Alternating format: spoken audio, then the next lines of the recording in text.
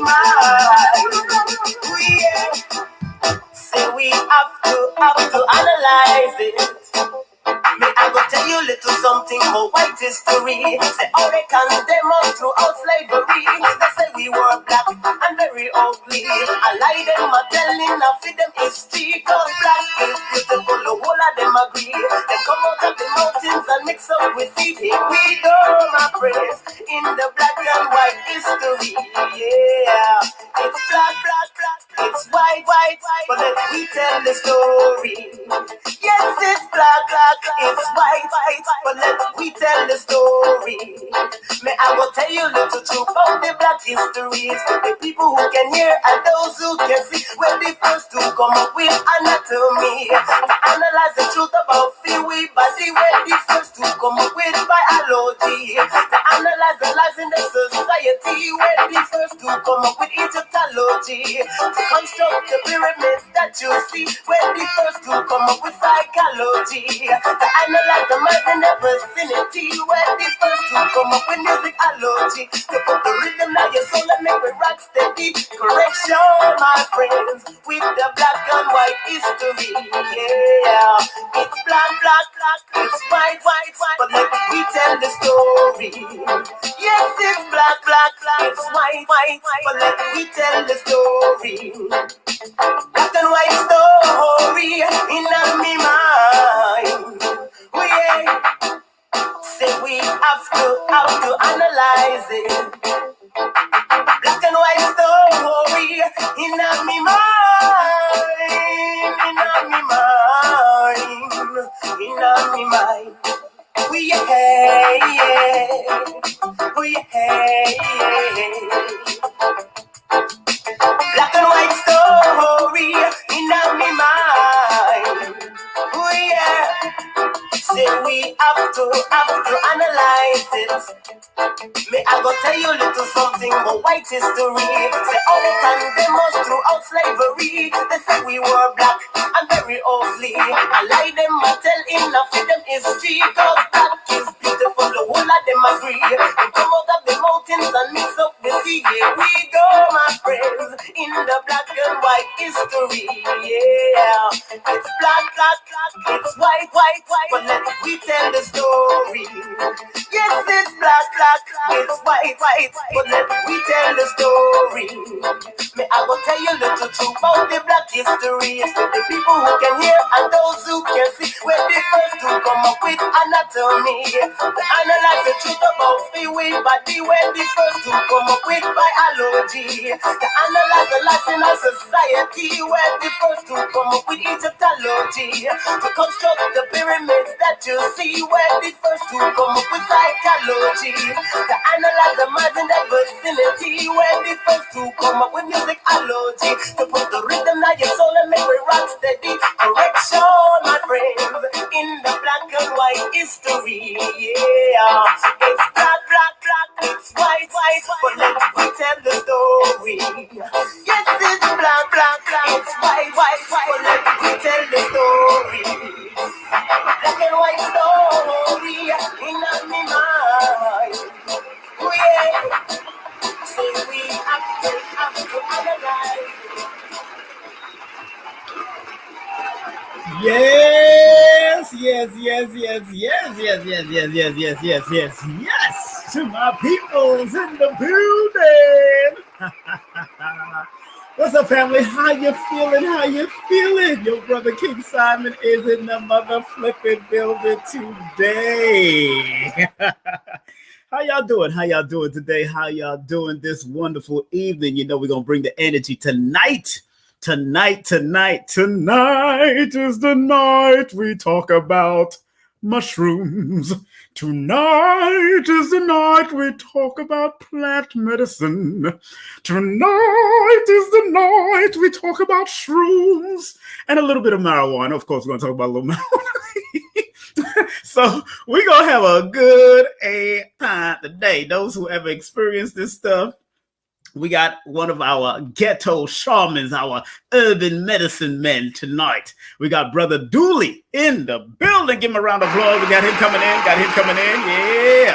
And of course, I want to say, of course, tonight is the 56th day that we're commemorating the passing of our brother Malcolm X, El Hajj Al Malik Al Shabazz. Give him a well-deserved round of applause. Asheo to the great Malcolm X, of course. And what's so interesting about that, coming from a mathematical perspective in numerology, and I talk about a lot of this in my books, of course. That's one of my books. Here's another one in my books. Here's another one of my books, and here's another one of my books, just in case. But you can get books on a sale today, $5 off for this until the 28th. But this is the 56th anniversary. Now, in the 55th year, they came out with this new documentary that presumably promoted. Revealed that the person that came out, that actually killed Brother Malcolm, and then he died before the documentary was ended and all that kind of stuff, that came out in his 55th anniversary. This time, a lawyer named Crump comes out with a confession. Things being revealed. Why I'm looking at that? Because this press conference that they just recently had at the Shabazz Center, the Audubon Ballroom, formerly known as the Audubon Ballroom, what's so interesting is that 5 and 6 equals 11, and in numerology, the 5 and the 6 that equals 11. 11 is the number of revelations, things being revealed, things that's being coming to the forefront. So I found it mathematically interesting because this is the 56th commemoration of Malcolm X's transition through gunshot and what had happened to him. I found it interesting that they did it under the 5-6, and because 5-6 is 11, that is that number of revealing things that has been hidden. Anyone who studied numerology or have read my books or Lloyd Strayhorn books, specifically my books, because I go right into it in a good paragraph, but I give you recommended reading about that number 11, that master number 11, that it is the number of revelations, and it is the number of seeing what is not being seen. And and I can either read some of it in my own book, in my own literature, of course.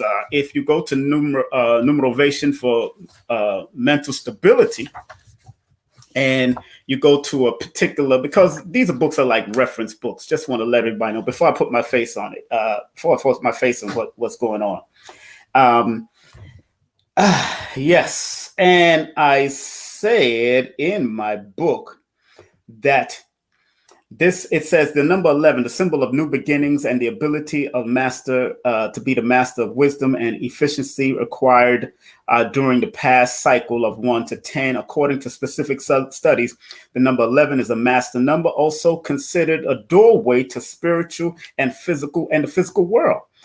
It provides keen insight and vision ideals into the future.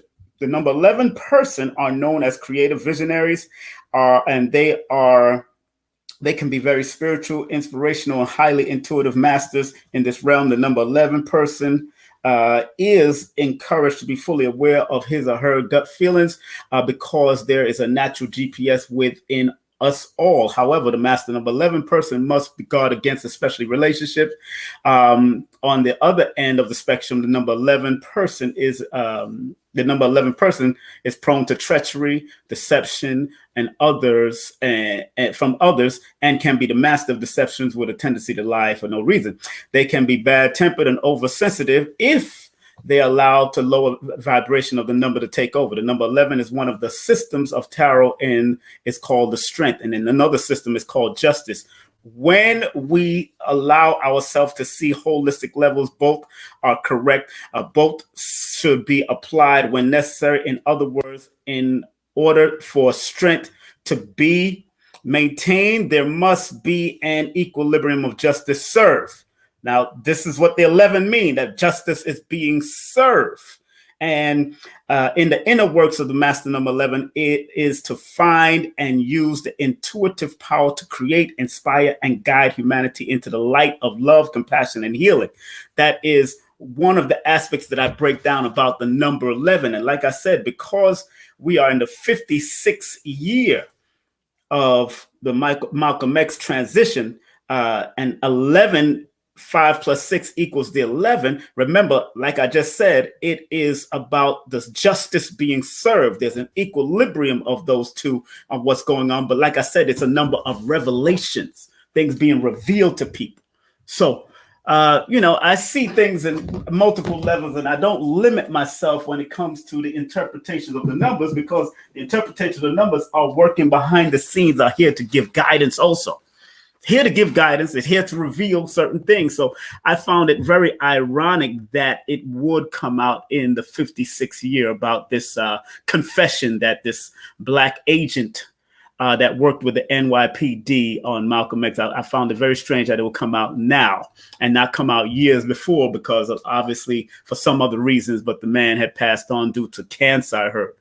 But before we bring on our brother, I see him in the backstage right now. Of course, I see him in the backstage, and we're going to get ready to bring him up momentarily. But this is the show that we're having tonight. King Simon Presents on YouTube welcomes the Urban Medicine Man, Brother DULI.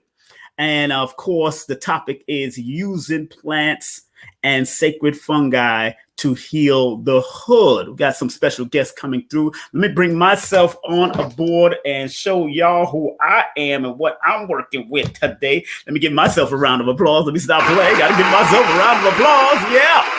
As I bring myself in the building. What's up, y'all? How y'all doing? Oh, yeah. Look at that Mo Shoot shirt. 26 years of Mo Shoot. So big up to Mo Shoot all the time. My good friend Mo Shoot. How y'all doing? New York, New Jersey, Connecticut, all over the world, all 196,940,000 square miles of the planet Earth. How y'all feeling today? The time now is 9:01, and we're about to bring on our brother. Now, this brother here, known for some while, and he's come to my events and have done some extraordinary work as he's offered the medicine to people at my event. So have enough respect for our brother. I've seen people be coughing and all kinds of stuff at my event after they finish with him. So I know how this thing is working, you know what I'm saying? But I respect what they're doing, although myself have never really been into that type of plant medicine. Like I stressed before, I grew up with the marijuana stuff. My family from Jamaica and Cuba, and they imported it right here to America. So I knew what that was all about back in those days. And medical marijuana is now being very successful and moving through the world right now. So, I see that's happening throughout the world. And back in the day, in the 80s and the 70s, when they were bringing, my uncle was selling, my father was into it back in the day. So I know, coming from that type of island, we can do that and make it happen. And that's what we have to do. And I just want to make sure that people are full aware of what's going on and all that. Like I said, before I bring on DULI, I got to make sure I bring on, I got to bring on my co-host, I got to bring on my co-host. Co-host just popped up in the background talking about her lights, whatever. Got to bring on my co-host in the building for tonight. I was just speaking about our father, and this co-host happens to be my sister, and yes, my biological sister. Let's welcome her on stage, the one, the only Empress K in the building. Empress K, what's up? I'm good. How are you? Why are you laughing? Yeah, I know. That's a makeshift lighting, huh? You have to get the light together. I have to get the lighting together.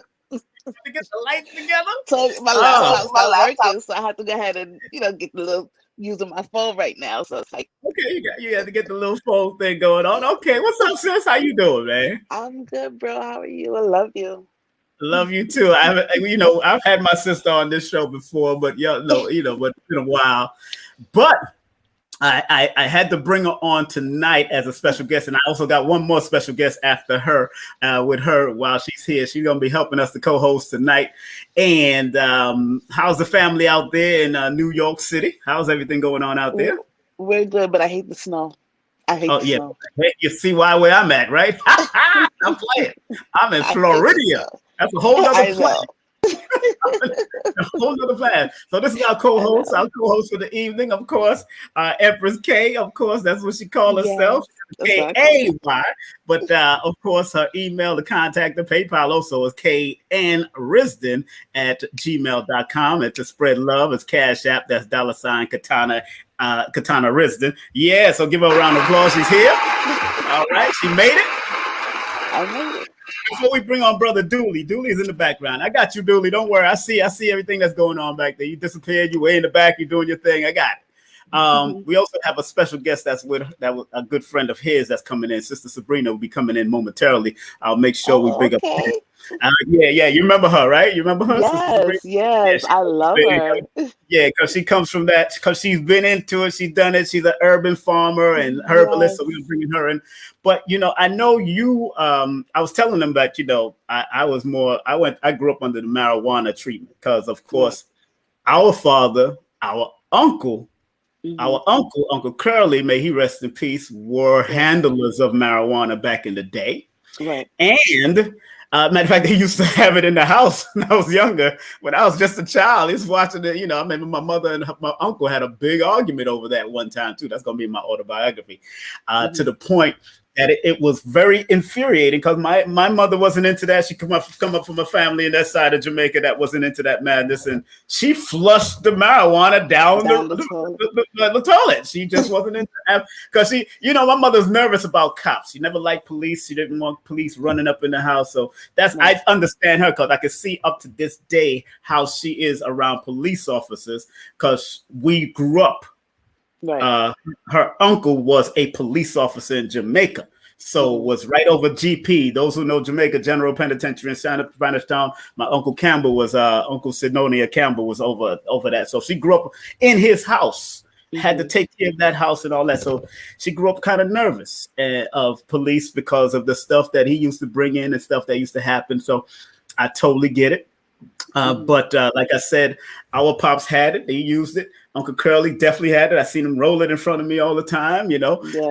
I knew it. I knew about it, but I never got into this plant medicine stuff. Now, you had an experience with this stuff just recently. I did. A couple months ago. When was it? It was in like October. October? I think it was October. Yes. October, yes. Yes. So this is your first time, right? My very first time, but I will let you know I'm doing it again. Yes. Okay. All right. Yes, hey, look, give you a round of applause for that. I haven't done it really yet. I haven't done it. I gotta commend you and our other sister Nicole. Nicole, and at the age of 40, did skydiving. She did skydiving. That's on my bucket list, or that's on my live list. Yeah, she did. Yeah, live. I ain't got no buckets.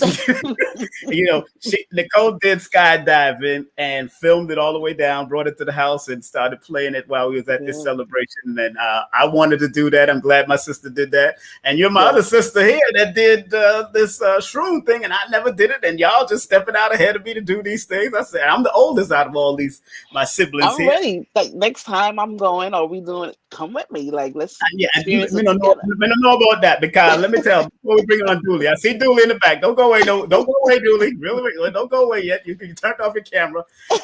What's so interesting?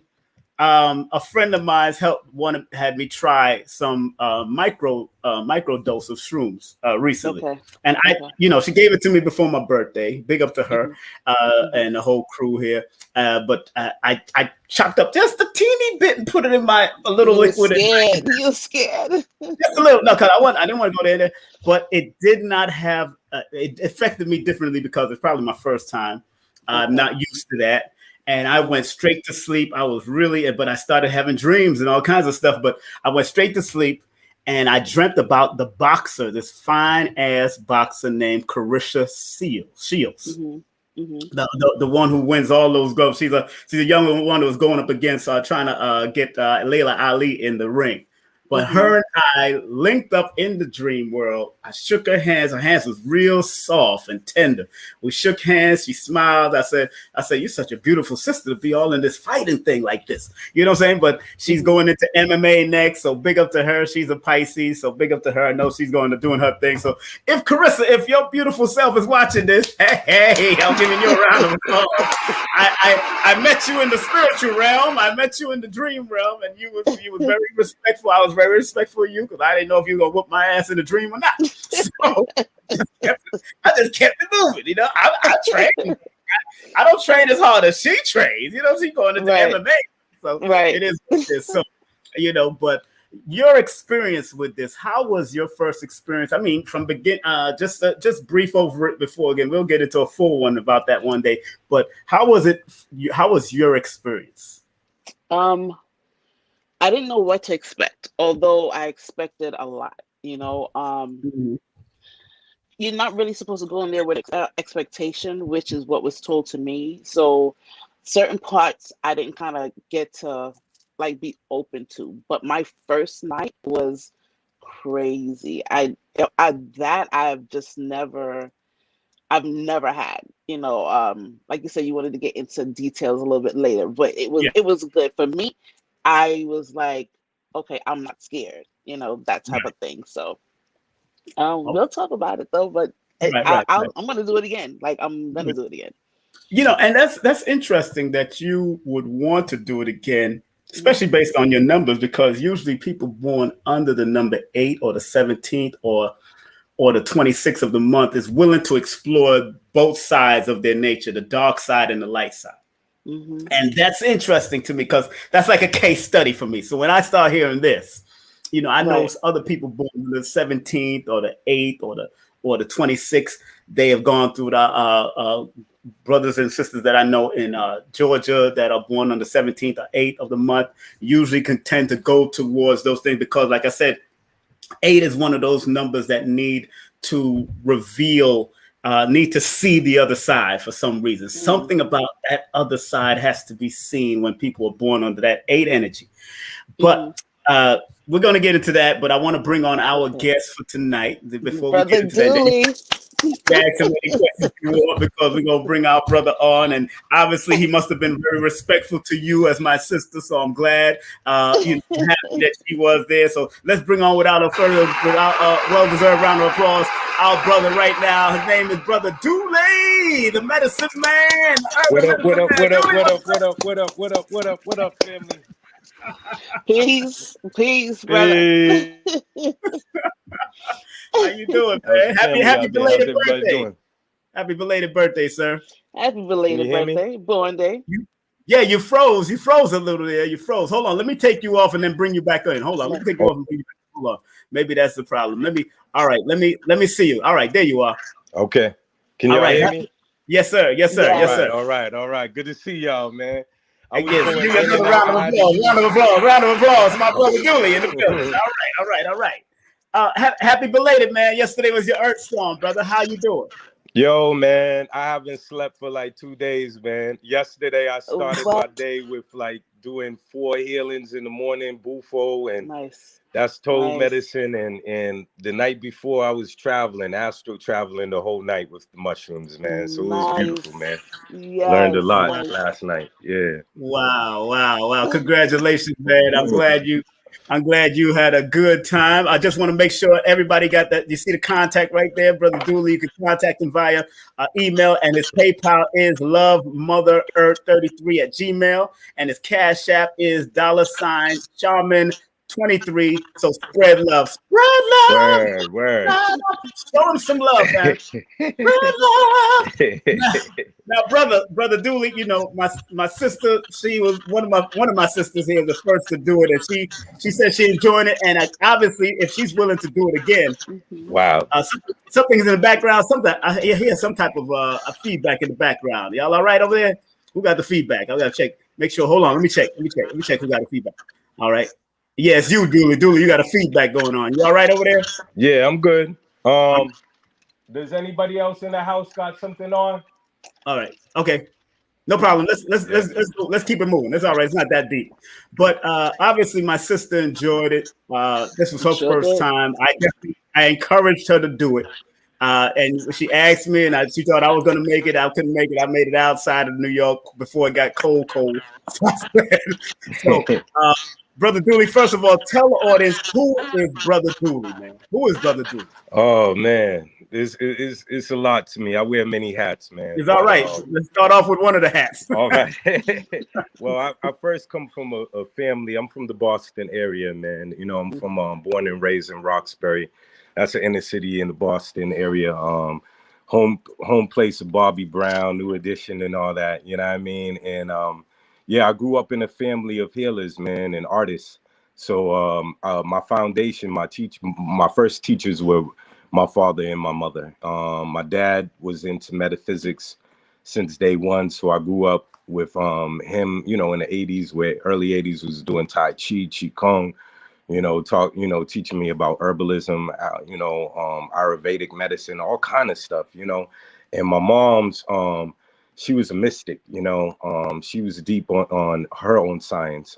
So she taught me a lot. She was more of the wild one, you know what I mean? So I got a lot of intuitive knowledge from my mother, and she taught me a lot about, being able to speak to trees, nature, all kind of things. And she would always blow my mind, what would come out of her mouth, you know? So that led me into my own journey where I went through learning a lot about, I went through the 5% Nation, learned about, Malachi Z. York, had a lot of brothers that were Moors. So I went through all these different phases in my life until eventually I really got deeper into my own Qigong practice, which led me into Vajrayana Buddhism. And then eventually when I was in college, I got a scholarship because I'm an artist as well.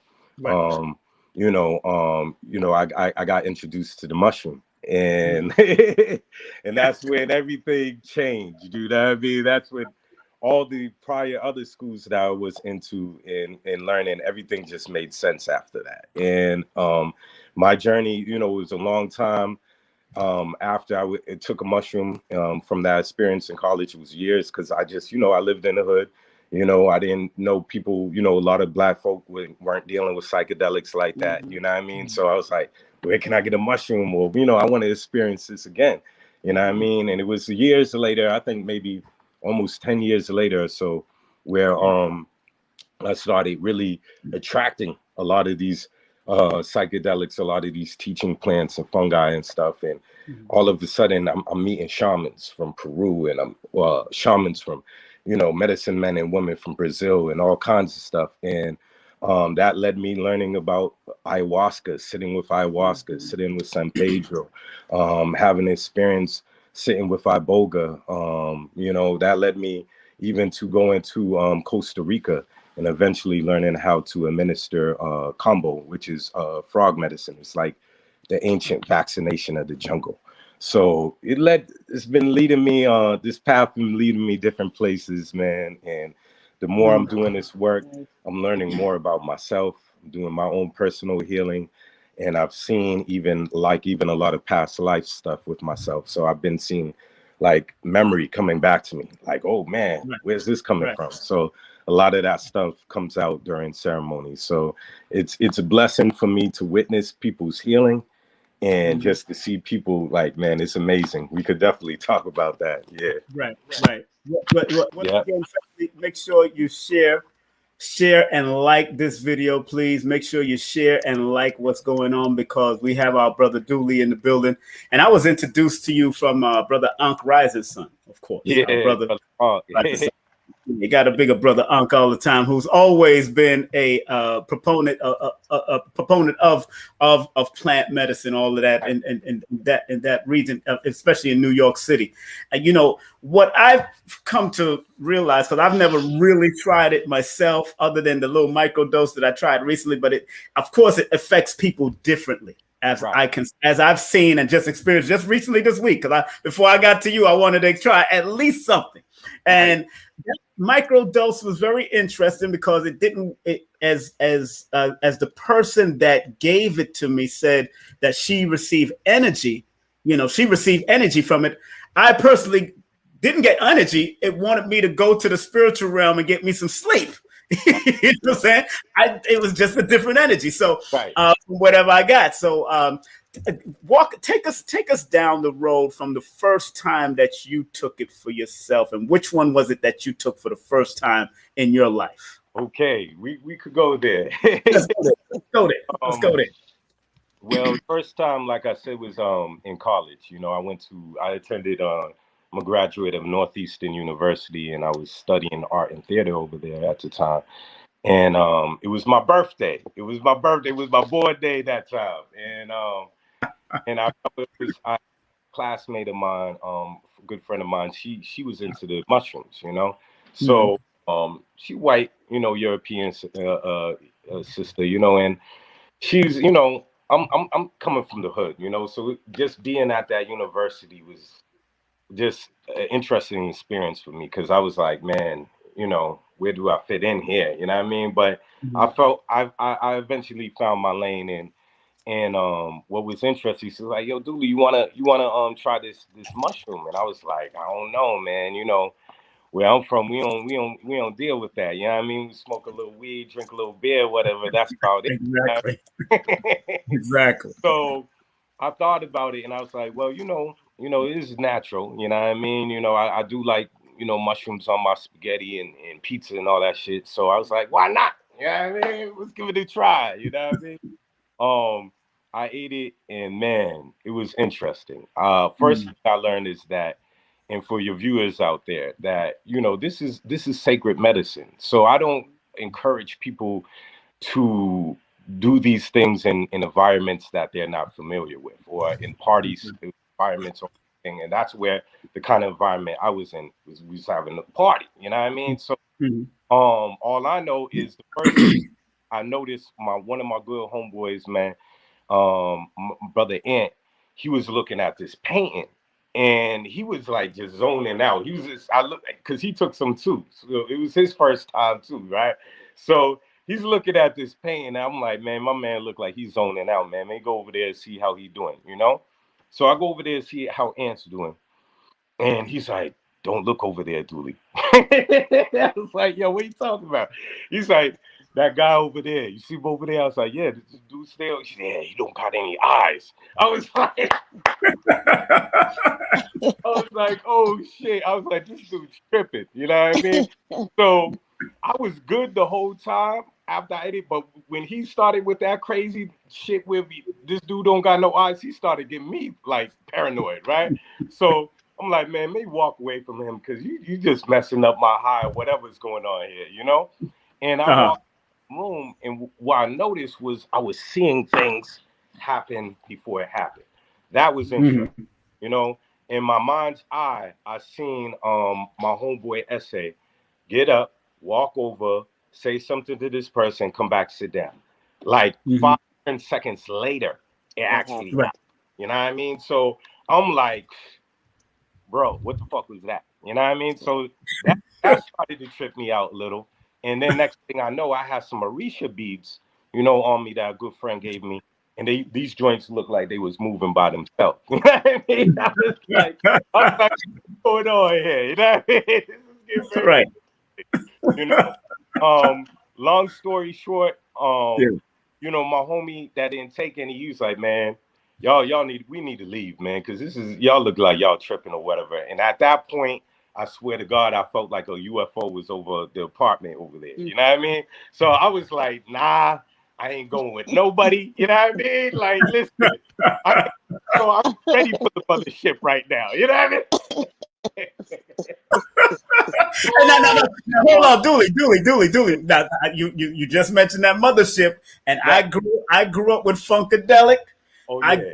I grew up listening to Funkadelic, but I also, like I said, I was between the Jamaican community and those type of music communities, because our father was a DJ. Actually, our father played music. He had his own when I was a child. So me Empress K's father was definitely a DJ, and I've heard a lot of the music. But when I finally got to check out Funkadelic, I realized that they were on things like LSD and certain hallucinogens. Now, Please tell. Definitely they was on all that. I mean, when we think of... Hello? Can you hear me? He froze. He froze up. Let me remove him and bring him back in. Let me remove our brother and bring him back in, because yeah, a lot of that stuff. Where you at, DULI? Okay, he froze. He left. I'm still here. I think he's gonna try to come back. Okay. Oh, there you are. Yeah.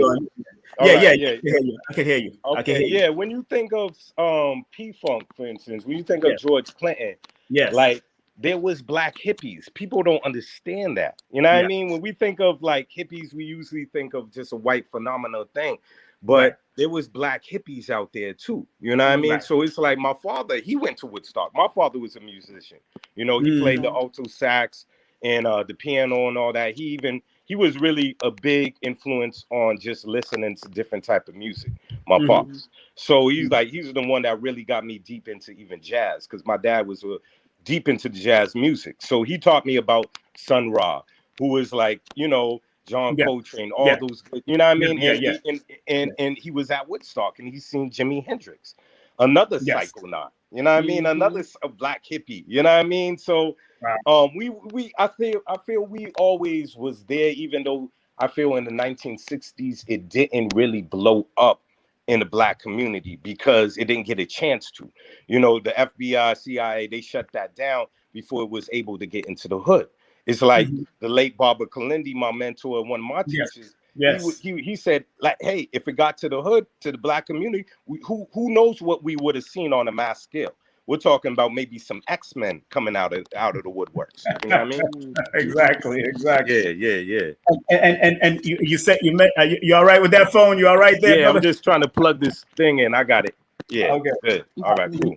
You mentioned our dear Baba Kalindi, whose birthday is coming up soon. Oh yeah. Yeah. I think it's like March 17th or March 18th. Which one is it? I'm not sure. I forgot he was a Pisces too. It's so wild. But he told me his birthday is either March 17th or March 18th. It's right there. It's right there. Yo, I got to show you a picture of Baba Kalindi that my mother-in-law gave me yesterday for my birthday. I was in tears. I was like, yo, check this out. Oh, yeah. You got it? Check this out. Get it. She definitely She just came in and just hit me with it. You know what I mean? Oh, I got that picture when he was at the martial arts. Yeah, African martial arts. Yes, I know that. Yeah. I was like, she came in last night with it, and I was like, wow, man, thank you, mama. You know what I mean? So I put that right on my wall.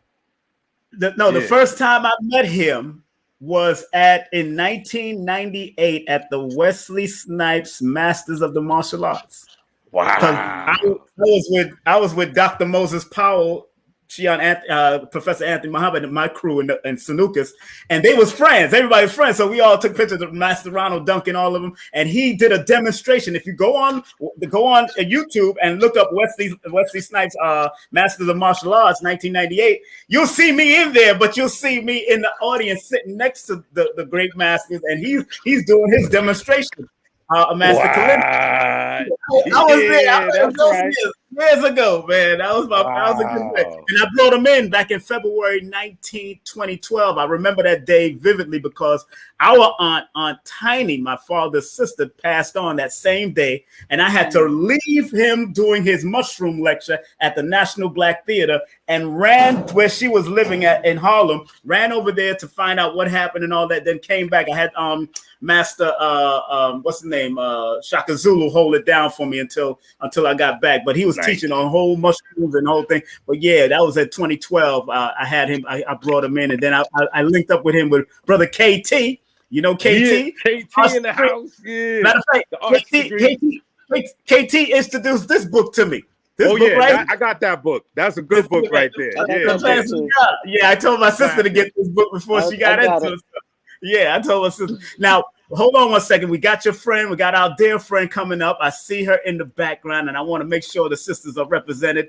If you have any questions, Sister Empress K, please get your questions ready to ask, because we got the two masters, but we're going to be bringing up right now Sister Sabrina Sabrina in the house. And she is an urban farmer. She is an herbalist. She is off the hook. I heard she is highly recommended by the one, the only of the one, and my sister and brother DULI. So let's give her a round of applause as we bring her up right now. Where's she at? Hey, peace, y'all. Sabrina. Hey, peace, Sabrina. Hey. Katana. Hey, what up? Baby. Peace, DULI. What's going on? How are you? Simon, thank you for having me on. What's up? Real talk. What's up, sister? Thank you. Yeah, no. You know, my sister is showing you love too. That's my biological, so she's showing you love. Yeah. It's so good to see you smile again. Thank you. Thank you. Yeah.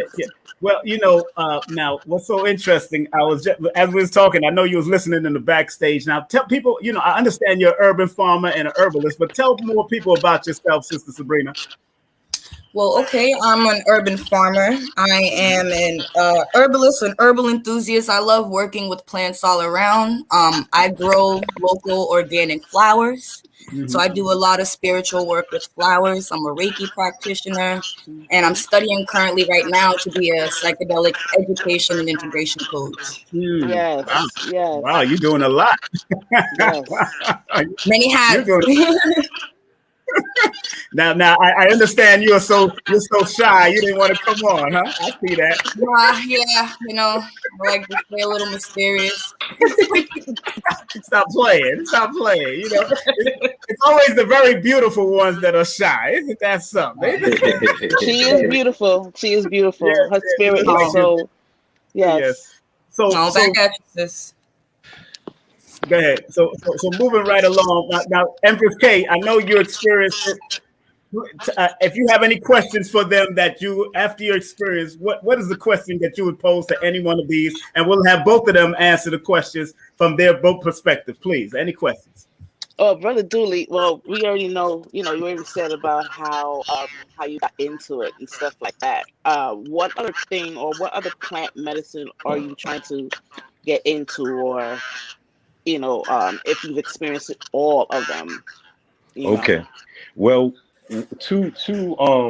this is why I kind of learned over the years, is that sometimes you have certain people who really specialize in one particular plant or one particular medicine, you know what I mean? And usually a lot of those, in those cases, that plant calls you, it picks you, it initiates you. It's like what Baba Kalindi used to always tell us, that these plants, these fungi have an intelligence of their own. Sabrina would tell you as well, like George Washington Carver, was able to speak to the plants. So they're come and initiate you and say, hey, this is a perfect candidate to be able to work with me. Like, I never knew that I was going to be working with Bufo, with the toad medicine. That's 5-MeO-DMT. And that's, if people seen the interview with Mike Tyson recently, he talked about how he smoked the toad and how that definitely changed his life for better. And how the toad literally got him back into the ring, So for me, I never knew it was going to be the toad, but for me, I have a special relationship with the toad and been learning so much about it. Like, for instance, there's two particular guides that come through me while I'm working with the toad. One of them is a very old Mexican woman, and some of y'all that seen me in ceremony will see that I might be chanting in a certain way, and then all of a sudden my voice might change, might go to a high-pitched voice or what have you. And I've been learning that there's certain songs or certain rhythms that are just for that particular person. That's their own particular signature that they need for their own healing, be it to release some shit or whatever, you know what I mean? Right. So it's very, very interesting, but I definitely would like to get more into with Iboga. Iboga is from Africa. That's an African, one of our master African medicines, you know what I mean? And I first heard about, they used to call it Ibogaine, right? Ibogaine, yep.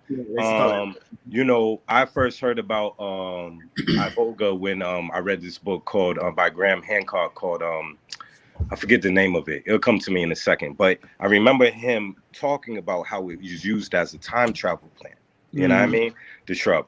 So I was very intrigued by that. And I started looking more into research around iboga, and I started seeing how it was been used for addiction, particularly. You know what I mean? So I started thinking, I'm like, you know, I grew up during the crack era. You know what I mean? I've seen a lot of my friends that had victims of their family members, you know, addicted to crack, you know, selling crack, all kind of stuff. So I seen how that has tore down our communities. You know what I mean? So I look at it like, wow, you know, we have something literally at our hands that we can heal our communities. You know what I mean? You know, Uncle so-and-so, you can't watch him when he come here because he want to steal the TV. Or everybody got to hold their purse. You know what I mean? You know what I mean? Give him some iboga, you know what I mean? In 24, 48 hours, he's a new man. That's crazy. You know what I mean?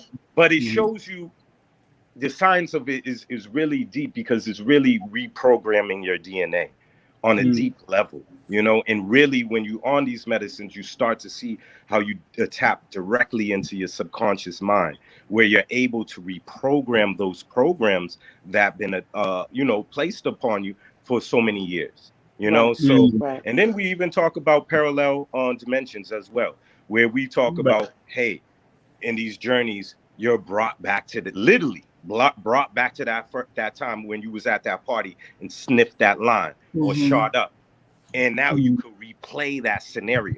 You know what I mean? This time you see them break out whatever, and you're like, nah, man, I'm good. I'm just gonna have a beer or whatever. You know what I mean? Right. They come back from that journey, and literally, it's like 90% like success rate dealing with this addiction with no withdrawal symptoms. You know. So this is deep stuff. I would, you know, and that's the tradition of the B-tweet tradition, you know. And I sat with the iboga before, you know, and with a great elder that I have a lot of respect for, and it was a lot of amazing things that happened that night. You know what I mean? Definitely went through the spirit world and learned some things that evening. You know, so yeah. Right. Now, Sister Sabrina. Now, when did you start your beginning in using plant medicine yourself? For me, plant medicine started about 2014. It started more for me like with a personal level with my partner. I've been on a journey with like shadow work and just kind of from a personal healing standpoint, so I could be like a co-creator in my own healing journey. But I wasn't really aware of plant medicine in a ceremonial fashion, like as used with ayahuasca, that I later found out in a couple years after that. So I definitely began mostly with the fungi, just on a personal level with my partner. My partner introduced me to it, and my first experiences were amazing. So amazing that I just, like, I'm a research fanatic, so it caused me to just begin to research history, but not only history. I began to find out that in the past, these things were used, not only just the fungi, but also like MDMA and other substances were used historically in therapeutic settings. So that just kind of blew my mind out when I found that out years ago. And I just continued to do work and continue to find out more about that. I researched a grant one day in 2015, like just on a whim, like, psychedelic grant, and see what would pop up.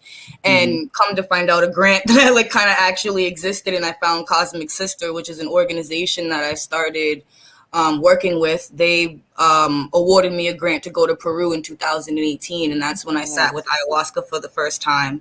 And I did 4 ceremonies there. And that was life-changing for me. I was able to get a handle on a lot of the work that I was doing, you know, without plant medicine, with shadow work. I went in to do work surrounding identity issues and body dysmorphia, a lot of deep traumas. So I went all the way to the jungle to kind of find ways to work on those things through plant medicine. And I just couldn't believe the amount of work that was achieved in such a short period of time compared to what I've been doing for years. And that's what you hear a lot with this work, is that people say you can get like 15 years of therapy in maybe like, you know, a night of a ceremony. That's how deep that these things go. And the plants, they break the space and time continuum. So when we're experiencing these things, like DULI was talking about, like alternative versions of our traumas, our body can't really understand if it's actually happening to us or if we're journeying and it happens to us. So then we start to kind of hold those new realities as truth in our body and in our mind. And it's almost like when you have a higher frequency reality to adhere to, the body has no other choice but to adhere and raise to that frequency. So that was just so amazing to me. Right. And like DULI said, he was speaking about Iboga. I haven't sat with Iboga yet, but that is one that I really want to create a relationship with as well. And for the same reason, to create that bridge for our community, because I am a product of the 80s. I see in my community what drugs are doing to it. And it just kills me that there's all of these treatments and substance out there, but there's not a lot of access. And we see these things becoming popular, but they're not getting in the accessibility is not becoming greater as their knowledge about them are becoming greater. Their accessibility is not necessarily becoming greater. But those are my first experiences with the fungi and with ayahuasca, definitely. You know what's so interesting?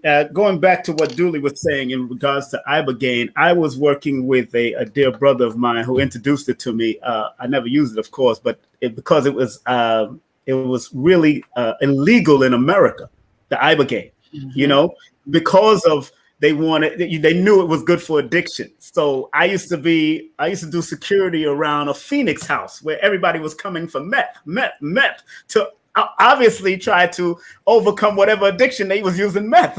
You know, right. So I'm like, wait a minute. So if this ibogaine is good for addiction, I even had the book on ibogaine that I gave to a dentist friend of mine because we was trying to help the soldiers coming out of the military that were addicted, to get them off of their addiction through the ibogaine, because only a licensed medical practitioner could bring it here to actually administer the medicine.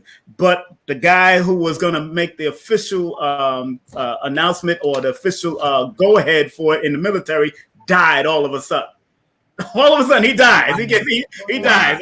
A general. I won't say his name, but a general dies. And now that whole project was squashed in Brooklyn. We was about to do it in Brooklyn. Wow. And I was a part of that whole, although I never used it. So going back to that question of the ibogaine, do you think, for both of you, do you think ibogaine will ever be legalized here fully? And are shrooms legal right now? We can answer each one of those questions. Well, I feel that a lot of us that are in this community, this type of thing gets a little tricky with us. You know what I mean? Because like Sabrina said, the accessibility, being able to have access to these medicines is important. But we all know that it's going to be in the hands of the pharmaceutical industry. And how is that going to look like? You know what I mean? How is that going to look like? And I remember me and Sabrina was talking the other day, and she was saying about how, like, some of these treatments, it's like the prices is crazy. You know what I mean? So even if it's the accessibility, who's going to have the economic means to even get their hands on it? And then we also talked about just the traditions that they come from. There was certain, like ayahuasca, they talk about the ikuros, you know what I mean? Or the sacred sounds or the sacred chants that come along with the experience, So some people are worried about even the cultural appropriation that comes along with it, and how is that going to look? Is it going to be stripped away, from its essence, Because a lot of people like Kalindi would sometimes laugh at these researchers because they were going, okay, we're going to go into this little office and you're going to put your little, the shades on or whatever, and the nice music and stuff. And I know a lot of, medicine men and women that would laugh at no disrespect, but laugh at a situation like that because they know the power of sound. You know what I mean? They know the power of using your voice, of moving your body, all these things that come along with the ceremony to be able to have this really rebirth, experience, So I'm kind of worried about the situation. I mean, I'm excited in one way because, there's a lot of states that have been decriminalized. in the Massachusetts area right now. They just decriminalized Somerville and Cambridge. You know what I mean? So a lot of my peoples were excited because it's like we've been doing this underground stuff for a minute. So we're like, now maybe we could just come out in the open a little more and be like, yo, boom, you know, we want to really do this work. You know what I mean? So go in the other room, y'all. Go in the other room. I'm on the radio here. So, you know what I mean? So that's how I feel about that. You know, but and it does mean that anything can happen to it if they're starting to legalize it. Sabrina, how do you feel about it? If these things are legalized, we know, just like what they're doing with marijuana, they're trying to make some money from it. Let's be real. Come on, let's be real here.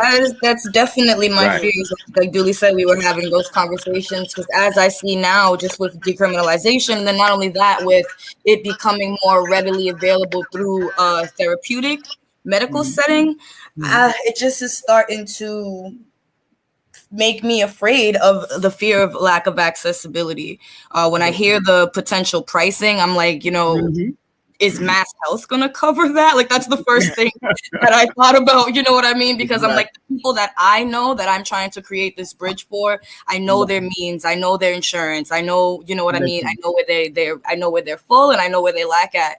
So I'm just like, how is this really going to be possible? But then not only that, with the making it more of like a medical setting and a therapeutic setting, comes the obstacle of having to have this high degree in therapy. Now, I'm not saying that that's not necessarily needed, but not everybody who is necessarily trying to work with psychedelic medicine or plant medicine necessarily needs a therapist. I agree. You can be a psychonaut and you can be a therapist and you can be both, but you don't necessarily need to be both, especially where all of these, not all, because I can't speak for all, but a lot of therapists do not have a psychedelic background. It's just that they happen to have the training for for therapeutic training, and then they're getting the additional training in psychedelic therapy, but that doesn't mean that they're versed in exploring the psychedelic plane or have had those experiences for themselves where they could truly guide and walk somebody through it or even explain to them what to expect. So to me, it's just going to be another example, just as the therapeutic setting is as it is. Most of the people in there have not had a mental illness and they are guiding and teaching people and treating people who have those. So it's just another repetition of that. I got to add on with that because, you know, you're totally right, Sabrina. It like most of these people, and even when I would go to the conference, first time I met Baba Kalindi was about 6-7 years ago, and I was speaking at UMass Amherst on the subject of urban shamanism.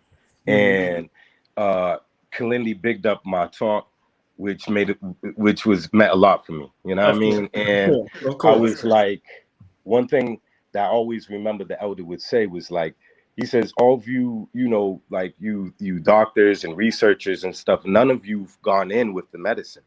You know, you're studying the compounds of this and the psycho-compounds of that and all these other things, but you don't, you know, you have to understand indigenous people have been doing these things for thousands of years, you know, where they know the in and out of the spirit world. They know how to speak to the plants, like I was saying. They know when they walk through the jungle that this plant has a certain glow to it.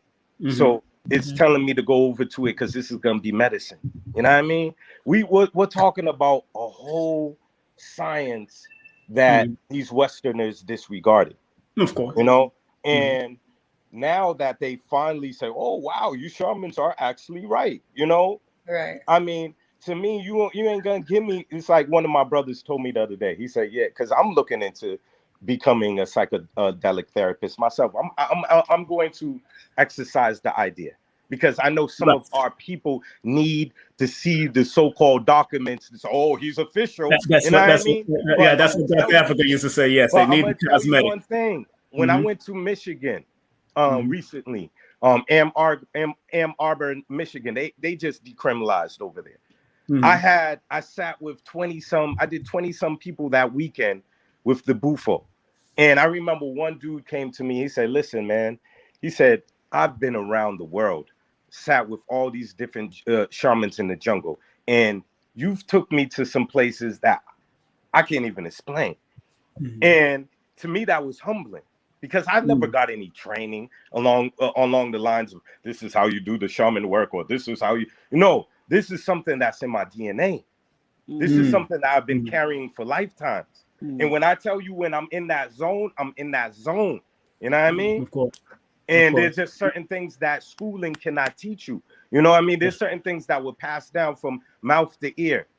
You know what I mean? Through in a level of initiations on many levels. You know what I mean? Before I even came on this tonight, I was doing some just last minute research. You know what I mean? Just to sharpen my sword. You know what I mean? And I'm looking at the initiations that happen in ancient Kemet. You know, when we look at, they used to go through a 3-day ritual that looked similar to what happened on Black Panther when he took the heart-shaped plant and he just, and it looked like a death-like state for 3 days. But this was the whole Assyrian rite, you know what I mean, that we did. And we worked with the blue lotus flower. We worked with the mushroom back then in ancient Kemet. And when Baba Kalindi was trying to tell the elders back then in your time, you know what I mean? You know what I mean? He was trying to tell folk. But we have to educate our people, because the first place we go with it, drugs. What are y'all doing? You know what I mean? People's mind jumped straight there. You know, so, that's very interesting. You just said that because, of course, because we come out of a drug culture, right? We're gonna look at it as drugs, to be fair, right? And there, now me and this young lady used to debate. I know she was with one of your teams at one time. I'm not even gonna mention her name, but we used to debate about it because I am under the conviction that you can actually get this DMT experience naturally. You can naturally. Okay, I just want to make sure now, please explain that. Both of y'all can explain your perspective. Very simply. When I in the early 2000s, when I was studying Tibetan Buddhism, you know what I mean? I was dealing with Vajrayana Buddhism, and there's a technique that they deal with in Tibet where they do dark cave retreats in total darkness. And they sit in there like 21 days and beyond. And being in total darkness will secrete the natural DMT that we secrete right out of our pineal gland. So you're totally correct. You're totally correct on that. And there's things that you could do to have a psychedelic state, even along the lines of even deep breathing and certain breathing techniques. You know what I mean? So we have things like Kundalini yoga. We have things like fire breathing, the cobra breath, and other type of techniques that people can do to generate that natural psychedelic state anyway. Right. You know what I mean? No, I said that because even Dr. Africa said it too. You can do it naturally because him himself tapped in naturally. Because of, the whole goal, King Simon, along these lines is, for me, always been balance. So my thing is that you should never depend on anything.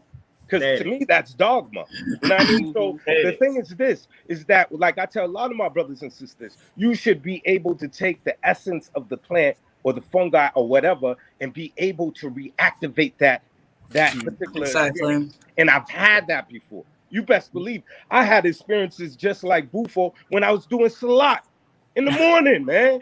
In the prayer, in the early rise. Sometimes I get so much in the zone with it. Exactly. I'm like, it activated some DMT at that moment.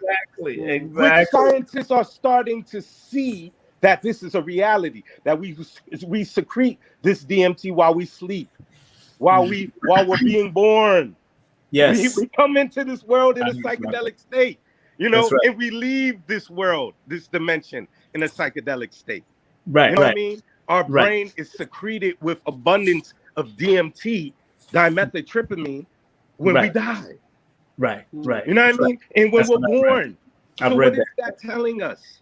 You know what I mean? That it's always within us. Everything is within you. You know, you just got to know how to activate it. What I feel is important during this time, because we're at a very critical time, is that everybody don't have the luxury to sit with a guru or a sage or whoever at a mountaintop or somewhere for 20, 30 years. We're dealing with AI. We're dealing with a whole different ball game. If y'all haven't seen Black Mirror, watch it. It's not. It's not a TV show. It's a documentary. It's a documentary. You know what I mean? So if you don't know where we're heading into, then you better get hit. And the psychedelics or the ethogens and those things, it's like a quickening if you know how to use it respectfully. So it's like you would say it's like a Kickstarter of you downloading your natural abilities, of you tapping into your higher self. It's a quickening. That's why they had movies like where the white girl took the damn pill and she started using 100% of her brain. Yeah. You know what I mean? That's Lucy. Yeah. With Morgan Freeman. Yeah. Yo, this is what Baba Kalindi and all these elders that were on it were talking about. Because the elder connected the dots. When I started to really build with the elder, he showed and proved that this was part of our culture. You know what I mean? And then most of the time, it was under the guise of black secret societies. You know what I mean? Because not everyone is ready to become God or goddess. It takes steps sometimes. And the first step is dealing with the trauma. Right. That's why when we deal with a lot of these retreats and different things and dealing with this medicine, sometimes, like Sabrina said, dealing with that shadow work. So dealing with that trauma first and peeling away those layers first before you start ascending to your own higher self. So DULI, hold on one second. Hold on one second, DULI. Hold on one second. Sabrina and Empress K, because y'all are the two sisters. I want to make sure that sisters understand this. From a sister, of course, Empress K, she just got it done. She just did it. But I called her because I respect her. She did it before her older brother, and that was a good look. And so Sabrina, from your take on women, because I know a lot of women have a lot of women's circles, a lot of circles that they're going through and all that. In these circles, would you recommend this? And what do you feel about people becoming addicted to it, Sister Sabrina? So I would definitely recommend. I always recommend self-exploration. I always recommend exploration and in safe space and with safe people. How I feel about addiction, what I'm starting to understand, just to bring it back just a smidge to relate it to how you use the example of curing with methadone. What I'm starting to see is like, how can we cure anything that's addictive with another addictive substance? And when you break it down to like with the fungi, with ibogaine or with ayahuasca and these substances, their ability to be addictive is not high or like almost non-existent.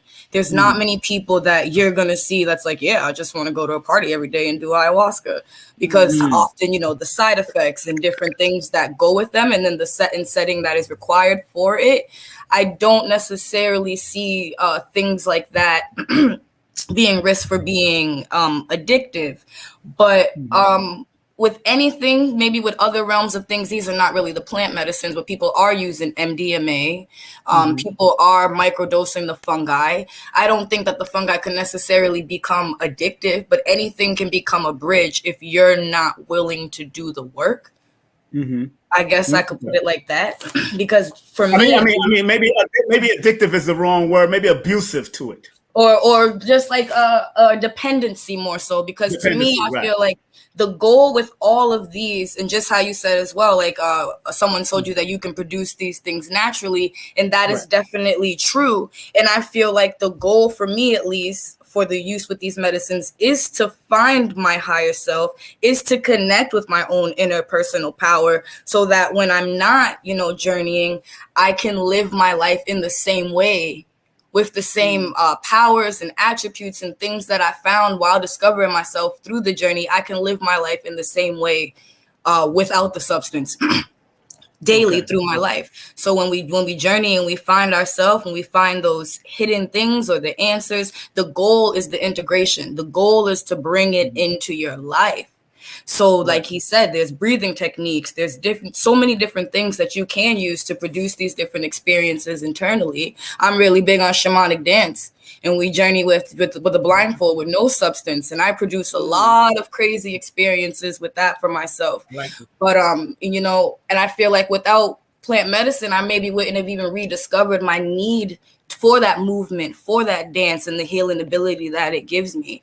So it's about creating the relationship within ceremony, integrating it and then bring it into your life so that you can carry it over into your life. Right. DULI, hold on before I bring you back on, DULI. Hold on 1 second.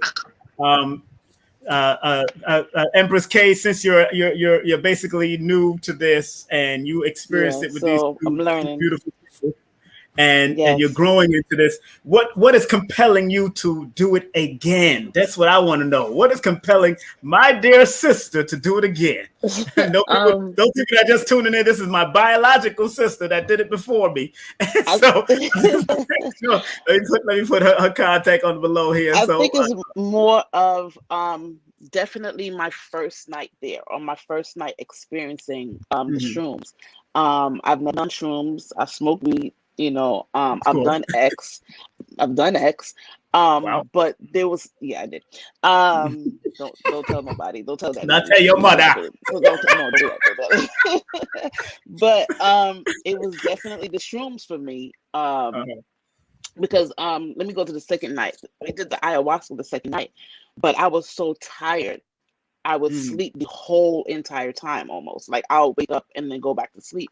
So I didn't really get to experience her the way that I experienced the shrooms. And someone there was telling me that, maybe she was just basically letting you get that rest that you needed. So that was fine. But the first night of the shrooms was like totally crazy. And I drank more than I was supposed to. They were telling me, it's the one shot, but I went and took 3 shots, behind it. And then, Brother DULI, I forgot what it is that I also did with it. The hape? Yes. Or the rap? The rape, yes. Yes, correct. Sacred tobacco medicine. Okay. Correct. So I did that as well. And let me tell you, he's gentle with that too. He is a gentle bear. Okay. He's very gentle. But it was different because after that, and that was my first time taking the rape also, the mushrooms, I slept on and off, or I see like they were quick. But what I experienced with it, the first thing was the different snakes, and they were moving in and out, and they were different colors, or whatever. These are my eyes closed, my eyes open. I'm watching, seeing what's going on. But then I close my eyes again, and I'm going off, and I see these people coming to me, but their faces was crazy. Like they were older. Look, they had like skeleton, like look, old skin. Some of them had eyes, some of them didn't have eyes, some of them had a whole bunch of eyes on them, and they were coming to me, but I was scared. So, and they were coming through from the woods, and I was scared. So, as I'm scared, they're going back. So I had to actually talk to myself while they were coming. Like, I'm not scared. So that's when the different ones were coming towards me, and I'm like, oh my gosh, and again, they're coming through the woods. They're coming through the different trees and like Brother DULI said, there was one person that was there, and I actually seen her coming towards me before she actually came towards me. I see her face, the whole shape of her face, her eyes, the way she smiled. And then right after that, I felt her touch. She grabbed my hand because she wanted me to get up and dance. I couldn't dance at that time because it was just like, what the hell is going on here? But it was a good experience for me because it was different. It's not like a normal, it's not a dream. It was a different experience. So that's something that I want. I know it's probably not going to be the same when I go ahead and do it again, but I want to experience it again. Yes. Brother DULI, come back in, my brother. What's so interesting, as my sister explains it, her experience, and I'm happy that she went through it because, maybe I was just, I was just like, wait a minute, I've been hearing about this stuff. I grew up smoking weed since I was 12, and I knew what I went through just with weed. And I told people, look, you don't want that to come out of me again. So I don't know what to expect. And I've heard people like Baba Kalindi say that there are genders with these plant medicine, male and female. Tell us about which ones are stronger. Which is the granddaddy and the grandmama of this thing? Okay. I'll keep on hearing about this stuff. Well, one thing that was I just wanted to say before that, in regard to your sister here. Yeah. I think people should look into symbolism. Symbolism is very important. Yes. When we look into the level of mythology, I think a great person, my father introduced me to him years ago. His material was Joseph Campbell.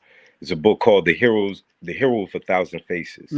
And when you start to see certain like images or certain things, animals, different things, even in Native American culture, they call them totem animals, right?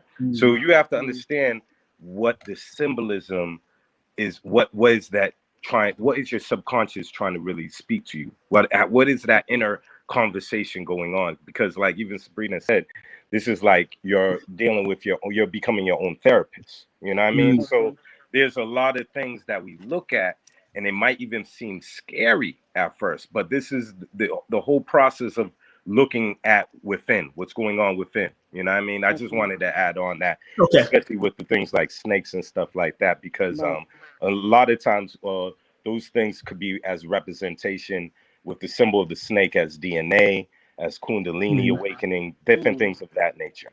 All right. I actually thought about that, you know, as far as the Kundalini rising or awakening or whatever, because they were going like this, you know, but it also had, I don't know exactly what is normally in the middle of the two snakes, whatever. That's the medical it was right, but the they were going in and out with different colors, so it was just amazing to me. Yeah, that was dope. I just wanted to add on that. No, go ahead. But in general, with like male and female plants, the most interesting one that I was even building on today, looking at some material, we could regard as the sacred fungi, you know, and the fungi or the mushroom is so important to our planet anyway, you know, like the whole mycelium network, just looking that up and seeing that as the Earth's internet computer right there, you know. But the fungi itself is androgynous. It's dealing with the masculine and feminine together, which is very powerful. And you will see the shaft or the phallus below, and the cap represented as the divine feminine. You know, so when I was looking at that itself and even seeing that throughout the architecture, throughout the world, you know, you will see that whole symbol of on churches, on mosques, everywhere, with that whole psilocybin cap there. So that's the masculine and feminine right there, which is powerful, which I could say in regard as a perfect medicine that can balance both polarities within an individual. You know what I mean? Also, when we look at tobacco, that's like father. You know, that's Father Tobacco. You know what I mean? He has his own energy and way of teaching you. That's why when your sister said he gave me something else, and I was like, hey, that's called hape or rape. Rape is sacred grounded up tobacco or snuff medicine that they use a lot in the ceremonies, in ayahuasca ceremonies, San Pedro, different ceremony, even Bufo. And tobacco could be used for many things, but it can energize, it can ground a person, it could clear an auric field. You know what I mean? That's why if you're in a ceremony, you see somebody that's having a hard time or reliving some trauma or certain things that are coming up, you might see the shaman or medicine man or woman come over that person and smudge them with the tobacco, or might have them actually smoke the tobacco. But we don't use it in a way that's cigarette and all that here, what we see in America. We see it as, they call it mapacho, which is a very stronger version of the tobacco that we see here in the United States. Definitely. All right. And when you ground it up and you put it in a pipe and you blow it in the person's nose, it's your sister will tell you, it's a very interesting experience. And the first time I had it, I was like, no, I can't do that again. Well, DULI, was that the one? Was that what you was doing at St. Francis? Yes, okay. I was. Yes, I was. Yes. Everybody was trying to get me to do it. Blue pill, red pill. I said, nah. I gotta keep my mind right while I'm doing this event. I can't just do anything going on here. Yeah, it's powerful. It's one good thing is it's good for respiratory issues. I mean, that day when you see me there, King Simon, there was a young sister she was wheezing. She had asthma, right? She was wheezing, and this lady said, "Can you help my daughter out? Do you think this can help her with her wheezing right now?" I gave it to her. She was wheezing, King Simon.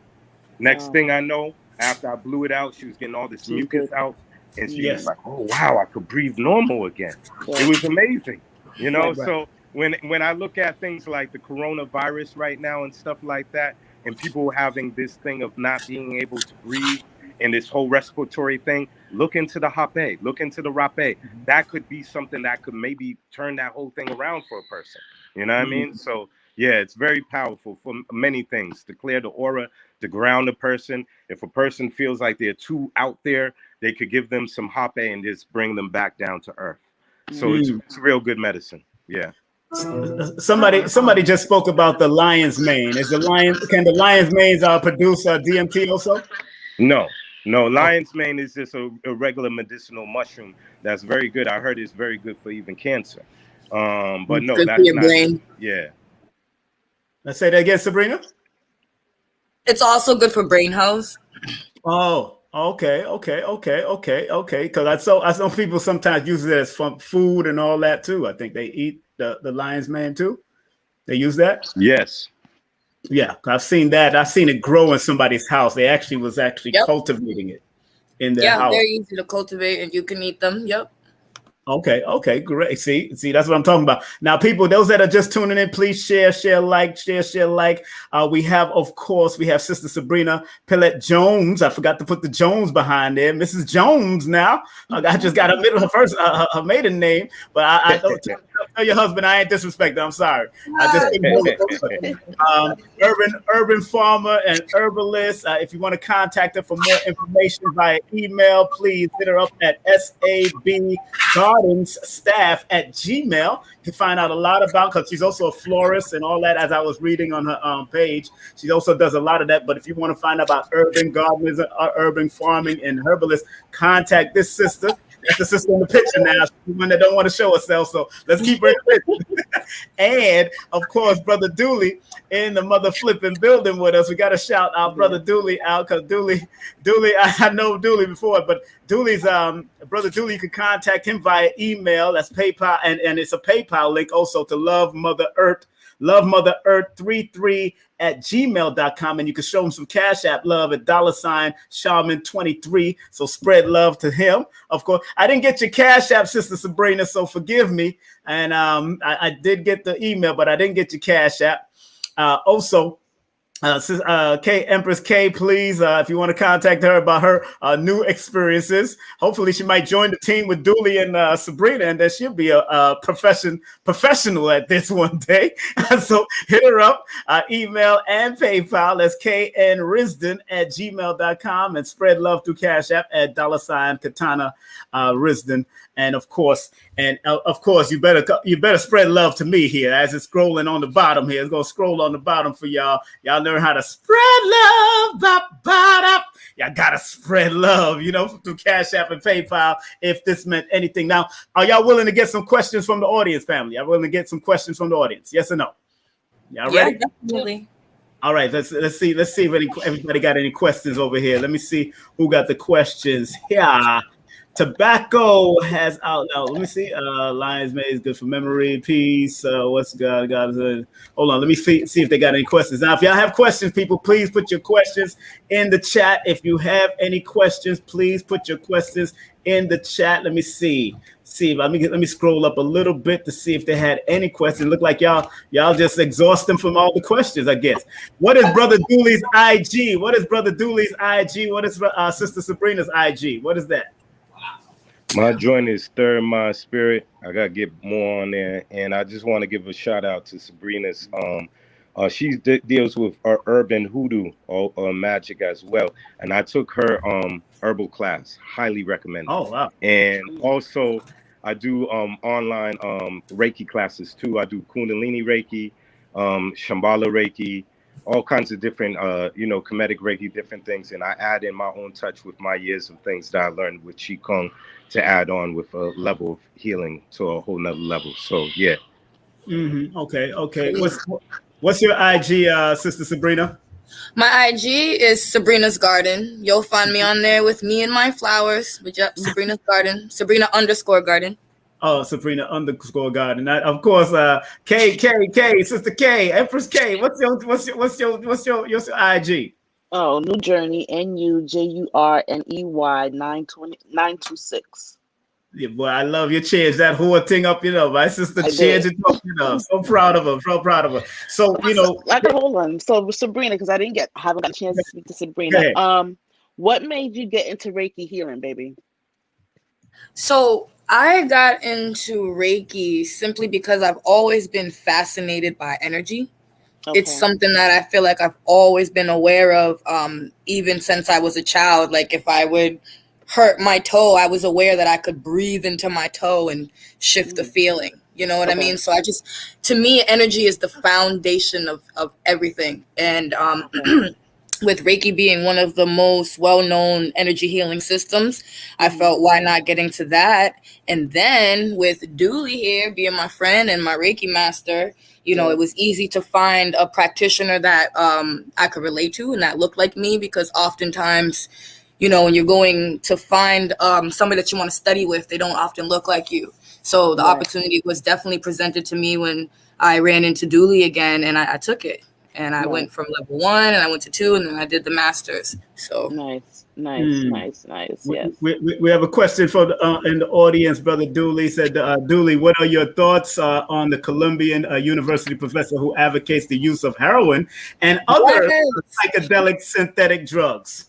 I ain't with it. I ain't with it at all. Because I don't deal with anything that's synthetic. I just don't deal with that. I think that's doing more damage than good. Yes, and so yeah. That's I mean, keep it simple. Yeah, that's right. You don't deal with that stuff. We don't deal with them thing there, and that's how you got to deal with it, man. You got to because they're gonna. That's why I'm kind of worried about them allowing certain things to come in to become legalized, because they're going to add their little twist to it. And that's the problem I have with a lot of these new, marijuana. Even back in the day, this marijuana that's out here don't smell the same way as what I smelled in Jamaica and what I smelled when my family was importing it from Jamaica. I don't smell the same thing. So this is all synthetic to me. That's why I can't even breathe around it. I can't even smell it. Because it's and marijuana. Now let me ask y'all a question. What do y'all feel about marijuana, as most Rastas would call it, a healing of the nation? What do y'all feel about marijuana? Well, I think that marijuana was definitely always a sacrament to me, And as a teenager, I just intuitively knew that. You know what I mean? It's like my father, he didn't smoke weed. My mom, once in a while, me and my mom would puff some herb together or whatever. You know what I mean? But but I always knew that was something I could meditate with and kind of go within. You know what I mean? A lot of the young dudes my age, they didn't really see it like that, and sometimes I didn't understand how. I was still learning at the time that I couldn't just smoke with anybody, you know what I mean? Because I started to picking up people's energy and what they were going through. And sometimes I'm like, what am I thinking? Is that? And then I started to put it together like, oh, this person is, like Sabrina said, picking up energy, picking up vibes and stuff like that. So we understand, even when people talk about the liquor store, sometimes it's called wine and spirits, because again, the alcohol, the herb or whatever, any of these things can open one up to the spirit world, right? So I mean, this is interesting, and I think on any level, it's how you use it. It's a big tradition, not only in just Jamaica, but even when we go to East India and deal with the sadhus, you know what I mean, tradition, and you'll see the Indians with the locks down there doing their worship to Shiva, you know what I mean? So it's always been around in different cultures, and there's been a lot of people that really took it serious and seen it as something that they could use to be able to benefit themselves and humanity at large.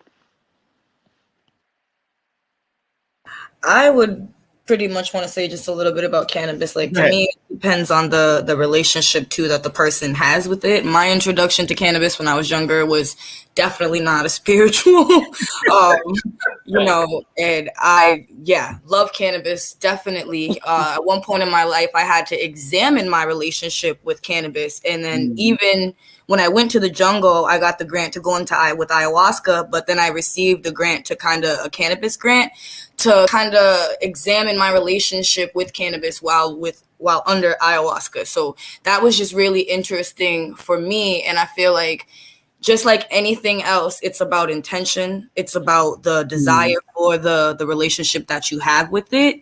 I feel like cannabis can manifest your deepest desires sometimes, even without you being aware of what that deepest desire could have been, if you don't have a responsible relationship with it. But I definitely believe and have seen the healing benefits of the plant.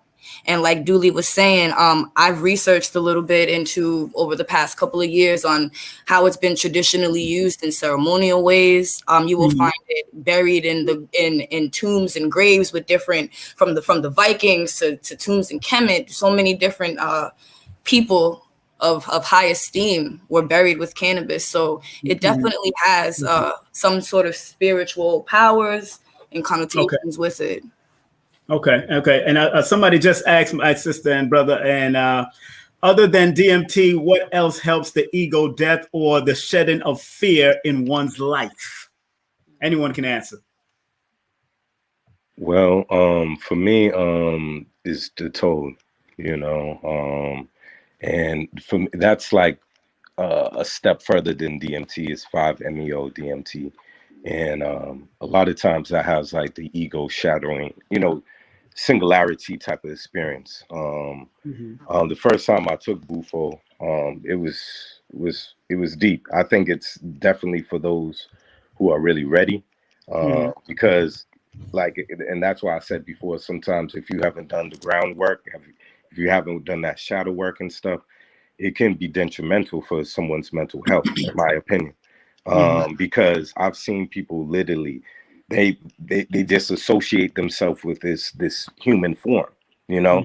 So when it was time for them just to have this mind expansive experience, you know, I seen people literally, this one guy was punching his own face, scratching his own face, because he wanted to still just hold on to this body, and he literally thought he was dying.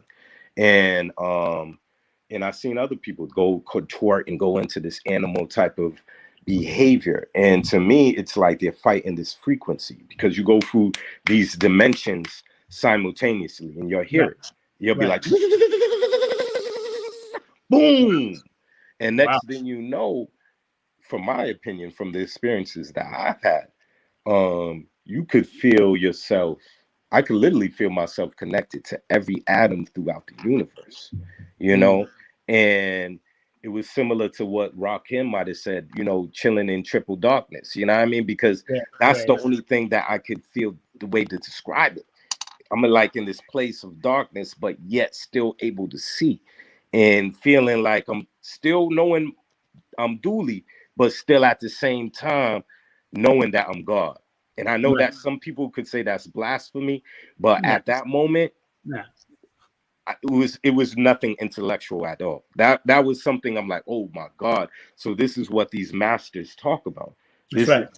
I'm having this brief glimpse of seeing how everything is interconnected. You know what I mean? And quantum physics will tell you that. You know what I mean? So I mean, reading about it, intellectualizing about it is one thing, but having an experience is a whole different ball game. And you don't come back the same after having experiences like that. Your whole worldview and everything about what you even perceive as reality definitely changes. You know. Wow. You know, so, I guess what Professor Smalls used to say: we are gods having a human experience. Oh yeah.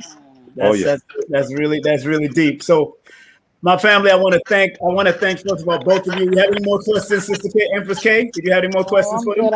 I just can't wait for the next retreat. You know, I'm in there.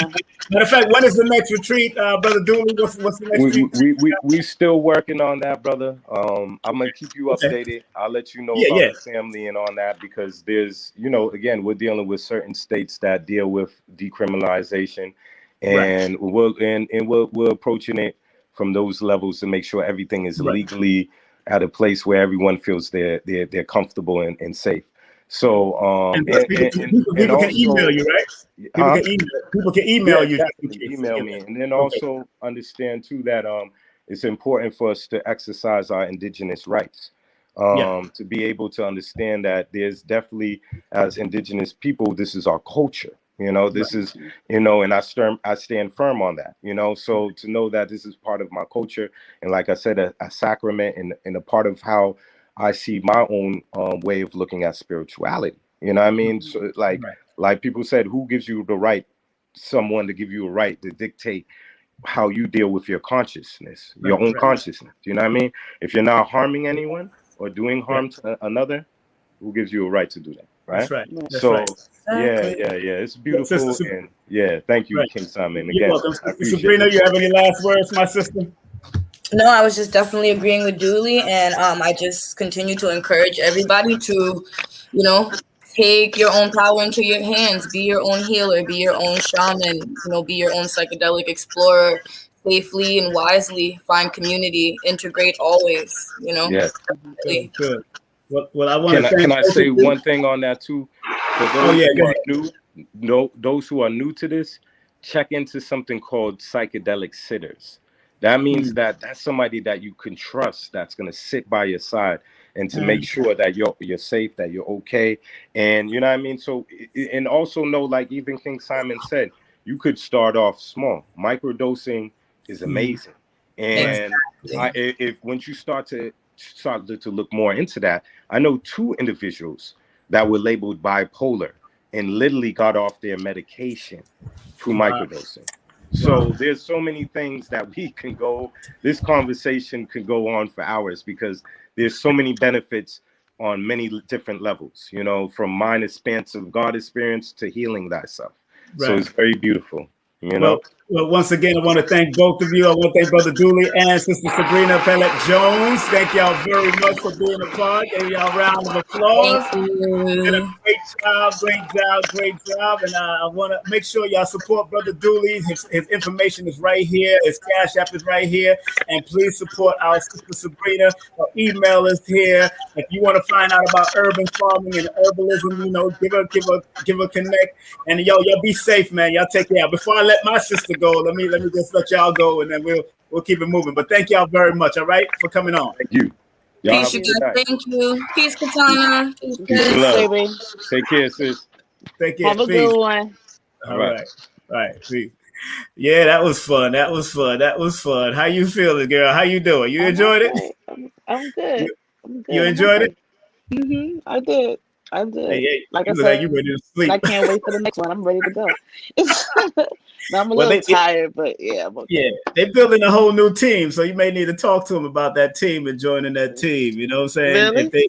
Really? I think Dooley expressed to me that he's building a whole new team. So, if that's the case, hey, it's good to come in the beginning and start moving up. So, Dooley, if my sister might be interested in joining the team, brother, if you're listening, might be interested in you joining your new team that you're building. So, hey, it's always good. She looked like she's ready. And I see him in the background shaking his head. So big up to you, sir. Y'all know how to contact each other. It's all good. It's all good. But we'll talk, Dooley. We'll talk. I'm gonna let him go. I'm gonna let you go. Take care, brother. So man, so that was good. For a novice like me, it definitely opened me up. Like I said, we might have different experience. Like I said, from the time I took just a microdose, I mean, not even that much, not even more than my pinky, a little bit off of my pinky. I went to sleep and I started dreaming. So I totally get it, because I know I live in that dream world a lot. Personally, when I took it, because they had it, like, he also gave me the dry one, but I also they had it in like like a smoothie type of thing. But I had 3 shots. Normally it's only 1, but my tolerance is kind of high, so I took it. So maybe, I don't know. It was just, it's different. It's a different the microdose. The mushrooms, because it was like mushrooms. It wasn't even a microdose. What he gave me was a big piece, so I chewed on that too. But they they also had a mushroom smoothie that I drank. Wow. Right, exactly. And then most people are drinking like just 1 shot. I took 3 of them. Just because I'm like, okay, it's not doing anything. It's not doing anything. It's not doing anything. Yeah, but it was, yeah. Because I wanted it to go like this, like, hurry up, come on, let's go. What am I that's the problem. We got this microwave mentality. That microwave mentality is not gonna work. And obviously, after remember how they said that you could do it naturally. Not only did I hear him say it, I've heard Brother Polite say it. I've heard other people say you can do it naturally, but you got to sit in that dark and sit wherever and really get in. And do it for a certain amount of time. So it is a natural way you can do it, but these are Kickstarters. What we're using, the plant medicine, is probably very good. So enough respect to y'all that have that are doing it respectfully. And like he said, have a psychedelic sitter or somebody that can sit with you and guide you through it. I think that's going to be very important. And the thing about it is that their team was good. Sabrina, she came over and she was helping me. Brother DULI was helping me because after taking the hape, before the first time it was fine, but when I went back for a second time with the hape, that was a total different experience. Like, that's when all of the crying and all the mucus and everything that he was saying was coming out. I cried and didn't know why I was crying. It was different. It was a different experience. Wow. Yeah. Wow. Well, sis, I know you got work to do and things to do. Yes, please give the nieces and nephews a big old hug for me. Oh, your niece got engaged over the weekend, so we'll talk about that one. The guy out there, the guy. Yes, she's number 6. She needs to be in love and fall in love. Are you happy for that, or yes or no? I'm happy, but I cried like a little baby. That's good. Be happy for her because she's healing. She's healing differently than you. So let her go ahead and grow and learn and heal. She's born on the 15th. I ain't gonna say her full birthday, but she's born on the 15th, and they need that love. And you tell her she needs creativity. She needs to be flexible and adaptable, and she needs the love when it comes to numbers like that. It needs that love. You know what I'm saying?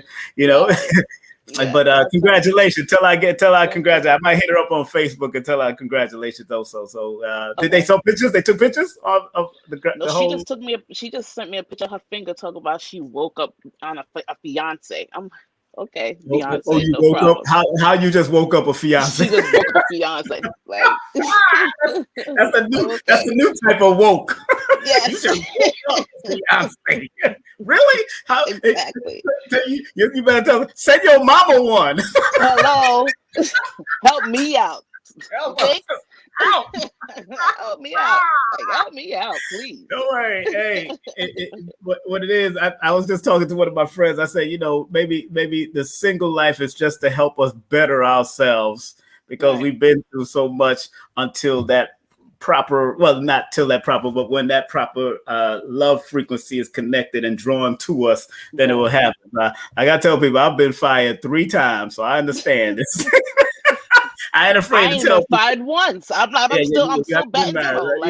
You never been married. You never been married, right? That's right. Lord, that mercy, we need to get you married.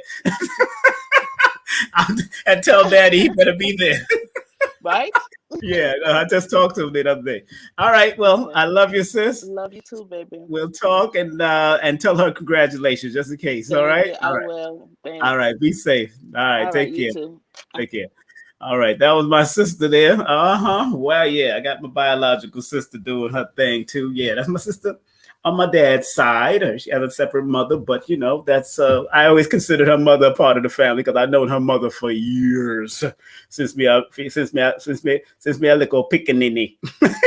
It's a picnic in Jamaica. I always say picnic. So.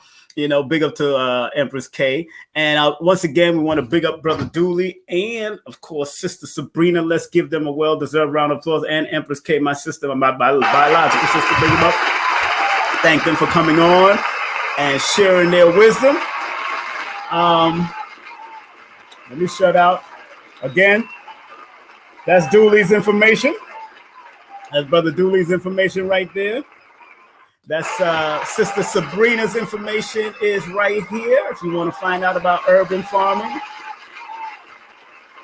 My sister's information is that. And of course, my information is scrolling on the bottom. Let me just make sure I big up these sponsors because I just played their ad. I didn't big them up. Again, of course, I always have a content disclaimer. Content disclaimer: the views, comments, and opinions expressed by guests, speakers, or authors on this YouTube channel do not necessarily reflect or represent the views and opinions held by this channel's broadcasters and its sponsors. Parental guidance is advised. Also, make sure you check out my sister right here. This is my sister's product. It's pedalwise.com. Good friend of mine. Good family. A family is great. She's great. But also, you also got a discount. If you go to the website, you can use this discount. Stop playing around and start getting the sisters. You're going through any fibroid issues? You're going through back issues, you're going through any feminine issues. The majority of this website is definitely dedicated. They get the womb sweep. They got all of that. You get 10% off right now if you use the 10% code. Now, you ain't going to get 10% off on the sales that's going on. You get 10% off on the stuff that are not on sale. Let me just make sure we're clear on that.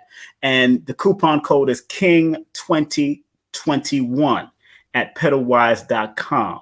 That's www.pedalwise.com, but the coupon code is King2021. Even brothers, if you have women that are going through certain things with the womb, breasts, whatever part of that sister's body, help the sister out. Because if you help the sisters, you help a wife, you'll have a happy life. If you help the wife, believe me, you'll have a happy life. Believe me, bro. I'm telling you, don't mess up. If you got sisters that you want, and one more thing, they have antiviral stuff for men also, which is good for what's going on in the society with the whole echinaceas in it and all that kind of stuff. Is great. Vitamin C. I take it on a daily basis. I'm here down in Florida, and they're taking it on a daily basis.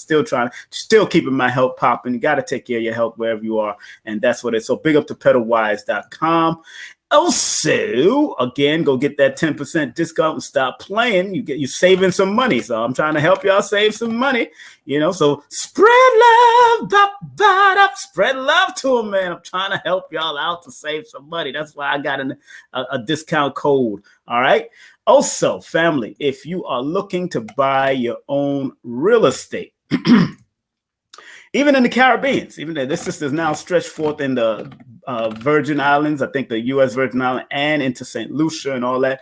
Check out Miss Janelle Lewis, licensed real estate salesperson and consultant. She can help you get that first property, whether throughout the tri-state of New York, or she can consult you about how to get your property, how to align yourself, how to get that credit up. 347-866-1153. That's 347-866-1153. Those who want to do a Numerovation session with me. Numerovation. I don't just do numerology. I blend the best of two worlds. Numerovation, numerology, and motivation. So after you get off my session nowadays, I'm turned up because I'm bringing all that wisdom and I'm still studying. So I'm forever a student master. Student, not master student, student master. I'm forever learning because I'm always studying all the time. Matter of fact, after I get off this line, I'm going to be studying.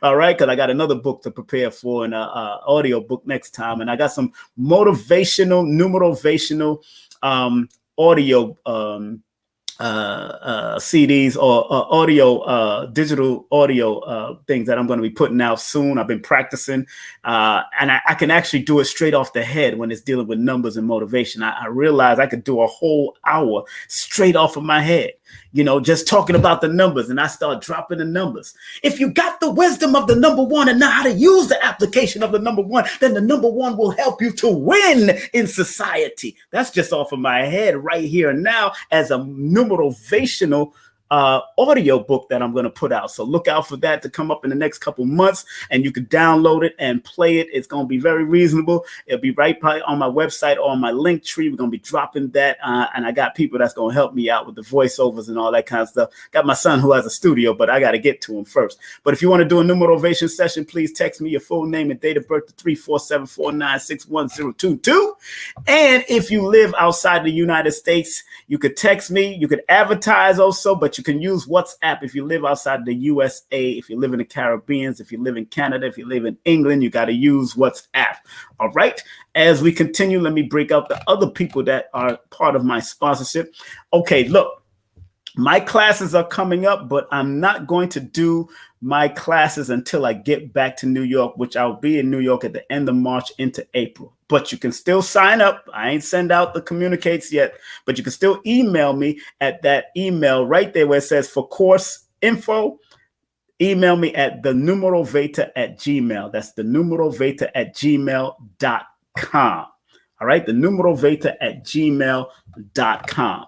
But in the meantime and in between time, make sure you check out Brother Lloyd Strayhorn. Of course, Lloyd Strayhorn is doing his thing. I'm trying to tell you, family, make sure you check out Brother Lloyd Strayhorn. You could hit him up on lloyd-strayhorn.com. That's lloyd-strayhorn.com. Hit him up, take his class, take his online beginners class and intermediate class. Also, big up to my dear friend and partner in Vibe, the one, the only Empress, Aisha Moore. She should be up on the next program that we're doing. See if I can bring her up on this next program coming up. And of course, make sure you support her products. This is a product, Wilmillion Adornments. So DM her at Wilmillion-Adornments. Those who want to get my book, guess what? This book is available on Amazon. Oh, this book is available on Amazon. This book is available on Amazon. And this book is available on Amazon. Make sure you go and get those books. And right now we got a sale on the new book. That's, of course, $5 off until February 28th. DM or text me. All right. Please DM or text me. If you live outside the United States, it's going to be rough. I think you should probably just go straight to Amazon. It's going to cost the same price anyway, to tell you the truth. Let me keep it real simple with y'all and not front. But the people inside the United States usually get the best deal right now until I can change all of that. Now, this particular beautiful cup, I Am Great. This is by my youngest daughter. My youngest daughter, Yasira Pink Art. That is her exclusive design. She is the painter of that particular art. If you do want to support her art, here is the link to support her art. That's my daughter's new tea mugs with her exclusive art. She painted this like 2 years ago, and we are decided to flip it into products. So we got to encourage our children. You can get this on Teesprings. We're going to be having t-shirts and hats and all that kind of stuff for her. And that's teesprings.com/Yasiras-S-Pink-Arts. As you can see up there, I'm gonna give y'all a little time to take a little picture of it, whatever, snapshot it, whatever, and make sure you support my daughter's cups, mugs, drink your tea, your coffee, your cocoa, whatever you got to drink. My little 16-year-old daughter is doing her thing. And when my son's phone company is up and running, we'll be advertising my 15-year-old son's company. And I'm waiting for my other children to drop some knowledge. I know my other son, he has his own Airbnb. He got 3 or 4 Airbnbs in Atlanta, Georgia right now. So you want to contact him, you got to contact me, and then I can send you his information. And then my other son, my oldest son got recorded still. He's just a number 5. He's just doing it all. That's my boy. And Jaleel, wait for them to drop it in. Tyriga, wait for Calfani, all of them to drop. Brianna and Ashley. Once they drop some of that business information, I will advertise them. No doubt. No doubt. Okay, look, the month of March, King Simon presents a Women's Her Story Month special, balancing the divine femininity. Look what you see up here. Oh my goodness. Look what we got coming in. On Wednesday, March the 3rd, we have world-renowned author, Sister Shahrazad Ali. My goodness, y'all want to see that. You want to be in the midst of that when she comes in.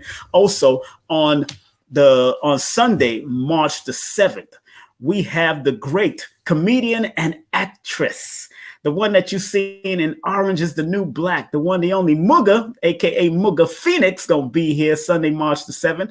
And we're thinking about doing a panel of wonderful women making new history on Wednesday, March the 10th. That panel will be announced. Also on March the 14th, we have hypnotherapists. Yes, there's Black women in hypnotherapy named Kendall Cobb. She will be here on Sunday, March the 14th. On Wednesday, March the 17th, Audra Knight, creator and physicist. Yes, our sisters are into science and physicists. Audrey Rumbers is going to be in the building. And also on the 21st, acupuncturist Dr. MJ will be in the building on Sunday, March the 21st. And on Wednesday, March the 24th, spiritual teacher A Genesis will be here. She's not only a spiritual teacher, she's a tantrika. She teaches tantra also. Big, I seen her do it at Nicholas Brooklyn Bookstore. And then to close out that particular month, I have a celebrity doctor that I confirmed. We just have to settle the time because that person lives in Las Vegas, between Las Vegas and Chicago. So we're going to close out the month. It's a celebrity, not only a celebrity doctor, but he's an entrepreneur. It's going to be a man that's going to close out the month of women because he's doing so much for children and women and children as far as the entrepreneurship and getting them on board because he was raised by a single mother and all that. So although his father was in and out of his life heavily, he was still raised by his single mama, and he's going to be on with us on Sunday, March the 28th. And that's going to be a powerful one. And, I got a shout out. I got this is the flyer that I got coming up. This is going to kick off March the 3rd with Sister Shahrazad Ali, but I will have a special guest co-host, Lioness Crown from Fly Nubian Queen. That fly ass sister gonna be here on March the 3rd. She gonna be here. Y'all heard Lioness Crown is looking real good, and she's from Fly Nubian Queen. So we're gonna have her live and direct. And those, one more time, is those that are interested in the plant medicine. This is a very good book to get in your archive right now. Plants of the Gods. Their sacred healing and hallucinogenic powers. Very powerful, by Richard Evans Schultz and Albert Hoffman and Christian Ratchis. I believe that's what it is on the bottom. Let me blow it up. Let me see if I can blow it up so I can see it better. The last name. Yeah. Okay. There it is. Okay. Yeah. Ratsch. That's the last name of the prayer. Christian Ratsch. Okay, so make sure you get this book. You go to Amazon. I got the book on Amazon. My sister got the book on Amazon. Very good book to find out. Before you jump in, study it. Before you jump in it, study it. Before you jump in it, study it responsibly. Learn how to use these plant medicines with responsibility. So, I'm so glad we had this time together just to have a laugh and speak about hallucinogenics and plant medicine that's good for your body and mental capacity. Comes a time we have to say so long. All right, we're going to close out with the prayer, y'all. Prayer time. Here we go. Going to close out with Dr. Delbert Blair's prayer. And if you want to continue to support Dr. Delbert Blair, here it is. Continuation of Dr. Delbert Blair's legacy. Please go to his official website, www.themetacenter2.com. That's www.themetacenter2.com for books, ELF protectors, products, and much more. Here's the prayer, and let's all close out with the prayer. Ready? 1, 2, 3. Jali. 2. Please, universal creator, know in my heart that I love you. Please protect me and this planet on which I live now. Please open my mind, my spirit, and my soul to receive only truth and your love now. Thank you, Dr. Blair. Birthday past February the 13th. Enough respect to Dr. Blair. Of course, he transitioned on January the 31st. We got some birthdays coming up. Of course, happy belated birthday to DULI. Today was my good friend Zion Lyon who used to be at Nicholas back in the day. Birthday. Today is Jordan Peele's birthday, actually. And got some more birthdays coming up. So happy birthday to all you Pisces. It's your time, Pisces. So big up to all the Pisces. Happy belated birthday to Sister Shaniqua Lino, the spiritual advisor that I've had on here before. Also, Mama Ella's birthday is coming up. Oh, man. Abundance Child birthday is coming up. Oh, man. Francis Cress Welson's birthday, the late great Francis Cress Welson's birthday is coming up. Nat King Cole's birthday is coming up. My goodness, Carissa Shields' birthday is coming up. The boxer, she's coming up. So big up to her all the time. And I want to thank all of you for being a part of this journey. And y'all be safe out there. Stay focused, stay out of trouble, and one love, people. Y'all be safe out there. Peace.